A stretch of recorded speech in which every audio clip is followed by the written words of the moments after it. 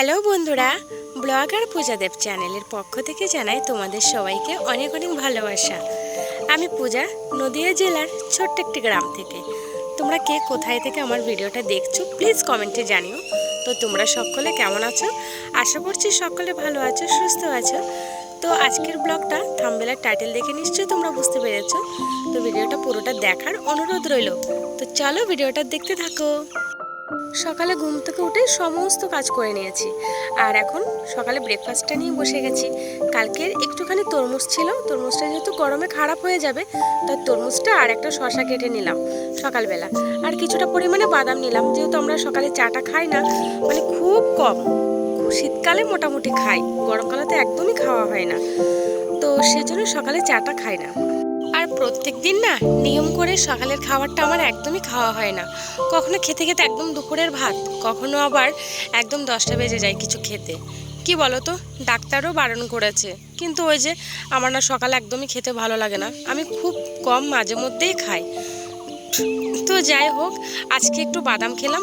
আসলে কি বলো তো, বাদামগুলো বেশ কয়েকদিন ধরে ঘরে পড়েই ছিল, তো খারাপ হয়ে যাবে, আর মাঝে মধ্যে রোদে দিই, তাই ভাবলাম না আজকে বাদামগুলো খাওয়া যাক। আর এতেই কিন্তু সকালে ব্রেকফাস্টটা হয়ে গেছে আমাদের। তো এখানে আমি কি করছি বলো তো, তোমরা তো আগের দিন দেখেছিলে আমি মনাকে নিয়ে যখন ক্লাসে গেছিলাম শান্তিপুরে, আসার সময় একটা বড় একটা মেহেন্দি গাছের ঢাল নিয়ে এসেছি। তো এই ঢালটা থেকে সব কটা পাতা নিয়ে নিয়েছি, আর ঢালটা না মাটিতে পুঁতে দিয়েছি। তো শুনেছি ডালটা আগে লাগালে হয়ে যাবে, তাহলে তো বেশ ভালোই, আমাকে তাহলে আর খুঁজতে হবে না। তো আমি এখন পাতাগুলো ভালো করে বেটে নেব। জামাটা খুলে ফেলো, মেহেন্দি লাগাবো না মাথায়। হলুদ জামা তো দাগ লেগে যাবে। এটা খুলে নাও, ঘরে যাও খুলে নিয়ে আসো। আর এখানে দেখো আমি পাতাটা ভালো করে বেটে নিয়েছি। এর মধ্যে তো অনেক কিছু দিতে হয়, যেমন ডিম, দই, তারপরে যে চা পাতা হয় না, চা পাতাকে সেদ্ধ করে ওই জলটা ঠান্ডা করে দিতে হয়, লিকার চা আর কি। তারপরে আবার লেবুও দেওয়া যায়। তো যাই হোক, আমার কাছে আপাতত এই মুহূর্তে কিছুই নেই, যেহেতু চা খাই না, চা পাতাও নেই। তো শুধুমাত্র টক দইটা ছিল, আগের দিন রান্না করার জন্য আমি টক দইটা নিয়ে এসেছিলাম, তো বেশ কিছুটা টক দই রয়ে গেছে। তো আমি টক দইয়ের সাথে মিক্স করে এখন মনাকে চুলে দেওয়া। কি বলো তো বন্ধুরা, এই বেশ কিছু বছর আগে অবধিও আমি শুধুমাত্র আমার নিজের যত্নটাই করতাম। কিভাবে আমার চুলে কি দিলে চুল ঝরবে না, কি করলে চুলটা বড় হবে, তারপরে কিভাবে আমি কি মুখে দিলে আমার মুখটা বেশ স্কিনটা ভালো থাকবে, এই আর কি। কিন্তু এখন আমার একদমই ইচ্ছে করে না। এখন শুধু আমি সারাক্ষণ সবসময় আমার মাথার মধ্যে একটাই চিন্তা থাকে, কি করে আমার মেয়ের যত্ন করব, কি করে ওর চুলটা না একটু পাতলা, আর ওর চুলটা একদমই কাটতে দিচ্ছে না।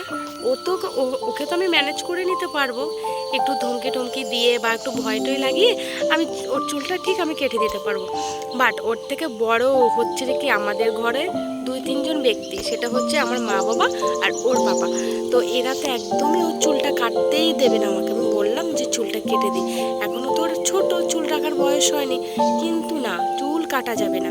আমার বাবা মারও খুব শখ, আর ওর বাবারও খুব শখ যে ওর চুলটা বড় করব।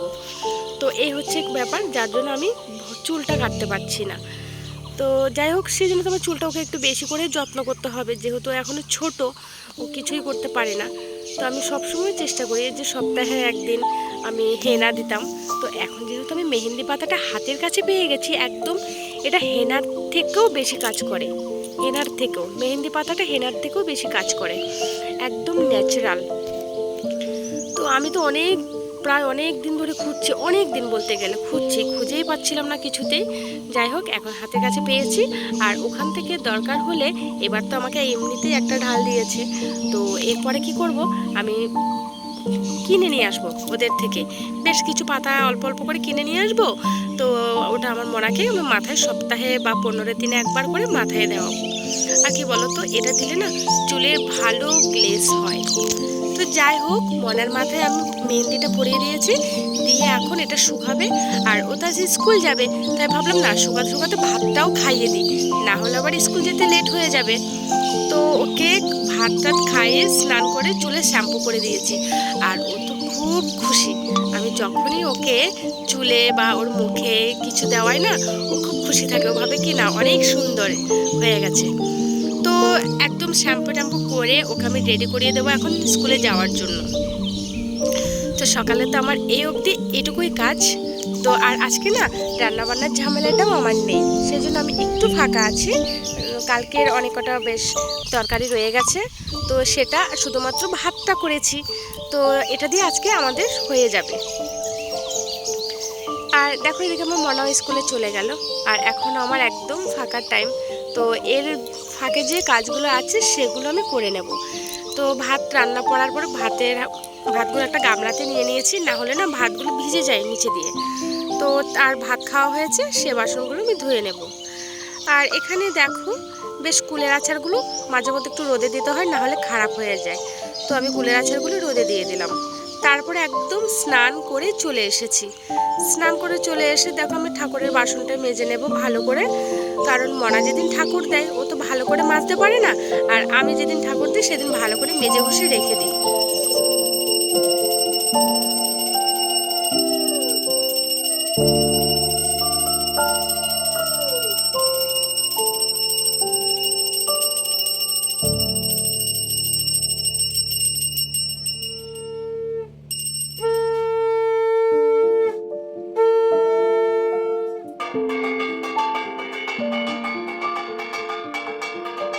এদিকে দেখো আমার একদম পুজোটাও সারা হয়ে গেছে। তো রোজ তো আমার মনায় পুজো দেয় সকাল বিকাল 2 বেলা, আর আজকে মনা যেহেতু যে মাথায় মেহেন্দি দিয়েছি তো তো সময় পাইনি পুজোটা দিতে, তাই আমি আজকে স্নান টান করে পুজোটা আমি দিয়ে দিলাম। তো কেমন হয়েছে তোমরা কিন্তু কমেন্টে জানিও। আর মনার কাছে মনা পুজো দেয় আমার কাছে সেটাই বেশি ভালো লাগে। তো যাই হোক এদিকে পুজোটা হয়ে গেল, দেখি না জল এসেছে। বেশ কয়েকদিন ধরে জলটা খুব জ্বালাচ্ছে, মানে সকাল টাইমটা কাজের সময়, সকালে জলটা আসে না। জলটা আসে তোমার 11টা বা কোনো দিন তো 4টের সময় আসে, আর কখনো কখনো দুপুরবেলা 2টোর সময় আসে। আজকে প্রায় 12টা বেজে গেছে, তো এই জলটা আসছে, তাই ভাবলাম না কিছু জামা কাপড় ধুয়ে দিই। আর এই জল আসলে না আমার কাচতে খুব ভালো লাগে, ধোয়া মোছাও করতে ভালো লাগে। তো বেশ আমি তো কলের জলে একদমই জল কাচি না, মানে জামা কাপড় কাচি না, কারণ কলের জল খুবই আয়রন, আর জামা কাপড় কাচলে খারাপ হয়ে যায়, মানে অল্প দিনেই নোংরা হয়ে যায়। তো সেজন্য আজকে জলটাও এসেছে, আর জল আসলে আমি সবসময় জলের জন্য জামা কাপড় গুছিয়ে রেখে দিই। যখনই জল আসে তখনই জামা কাপড় আমি ধুয়ে দিই, আর আমার খুব ভালোও লাগে।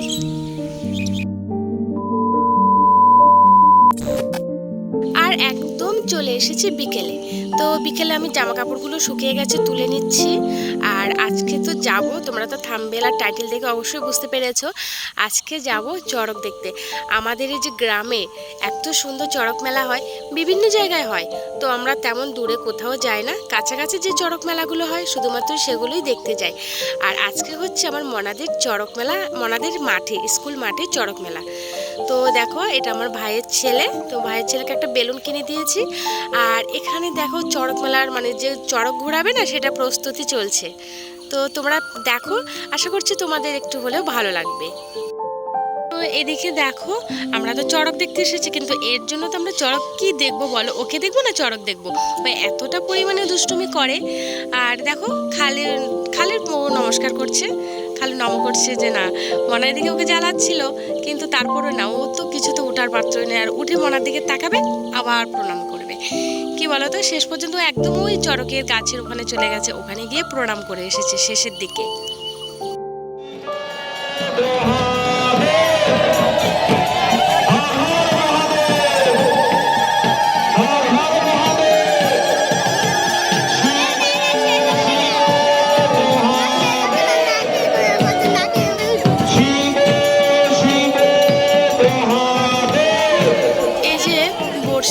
চড়কটা ঘোরানো হয় না, আমার তো বেশ ভয় লাগে। কেন বলো তো, এই যে আমাদের একটুখানি সুই বা সেফটি পিনে যদি একটুখানি মানে গুতা খায় কোথাও, রক্ত বেরিয়ে যায়, বা আমরা কতটা ভয় পাই, কষ্ট পাই। তো সেখানে দেখো কত বড় একটা বড়শি ওদের পিঠে গাঁথানো হয়। কি বলো তো, সবাই বলে এটা একমাত্র ভগবানের উপরেই ভরসা, কারণ একটা মাস ওরা সন্ন্যাস থাকে, তো সেইভাবে প্রস্তুতি নেয়, শুনেছি সেভাবে প্রস্তুতি নেয়, তো সেজন্য ওদের কষ্টটা হয় না। এবার কি হচ্ছে বলতো, সে শিব ঠাকুর সেজে, কালী ঠাকুর সেজে, তারপরে বাঘ সিংহ সেজে বেশ অনেকটাই মানে অভিনয় করে দেখাচ্ছিল নেচে নেচে দেখাচ্ছিল। বেশ দেখতে না খুব ভালোই লাগে। তো এই হচ্ছে গ্রাম বাংলার ঢাক। তো আমরা ঢাক বলি, অনেকে চড়ক বলে, তো যে যেটাই বলুক না কেন আমার কিন্তু বেশ ভালো লাগে। আর এগুলো কিন্তু শহরে একদমই দেখতে পাওয়া যায় না, এমনকি অনেক জায়গায়ও দেখতে পাওয়া যায় না। তো বেশ ভালো লাগে না বলো?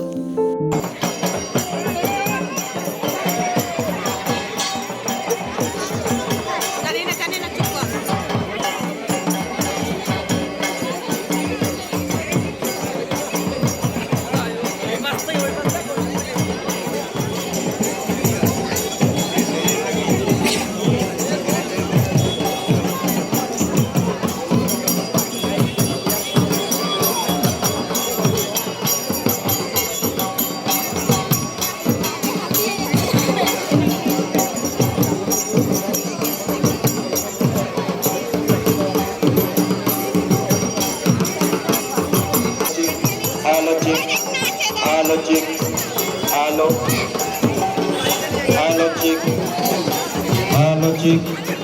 আর চড়ক তো ওদিকে এখনও চলছে, বাট মনা এসে গেছে মোমো খেতে। মোমোটা খেতে ও এতটা ভালোবাসে, ও যেখানেই যাবে আগে মোমোটাই খেতে চাইবে। আর বাচ্চারা বলো তো এমনই হয়। আর আমরা বাচ্চারা কি বলবো, আমরা বড়রাও কিন্তু এমন যে মেলাতে যাবার কিছু খাবে না সেটা হতেই পারে না। তো যাই হোক, আমি শুধুমাত্র স্যুপটা খেয়েছি আর মনা মোমো খেয়েছে। তারপরে এদিকে দেখো মনা চলে এসেছে ফুচকা খেতে। আর আজকে না আমি তেমন কিছুই খাইনি, যেহেতু আমার শরীরটা খারাপ। আর আমি কিছুই খাইনি। আর আমি খাই বা না খাই সেটা বড় কথা না। মনা দুটো জিনিস খেতে চেয়েছে, মানে তিনটে জিনিস খেতে চেয়েছে, আইসক্রিমটাও খেতে চেয়েছে, বাট আমি ওকে আইসক্রিমটা দিইনি।